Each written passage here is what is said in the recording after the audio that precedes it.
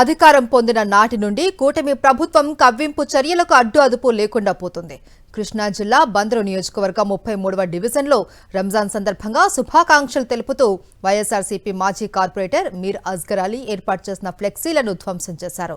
Machilipatnam YSRCP incharge Perni kit ఫోటోలతో ఉన్న ఫ్లెక్సీలను గుర్తు తెలియని వ్యక్తులు చింపివేశారు. గతంలో కూటమి నాయకులు ఇలాంటి చర్యలకే పాల్పడడంతో ఇప్పుడు కూడా వాళ్లే ఈ దుశ్చర్యలకు పాల్పడ్డారు అనే ఆరోపణలు వ్యక్తమవుతున్నాయి.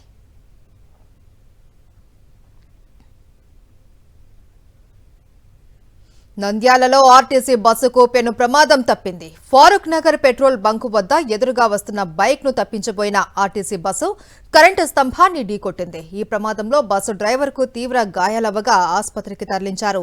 ఆత్మకూరు నుండి నంద్యాల వెళ్తున్న సమయంలో ఈ ప్రమాదం జరిగింది.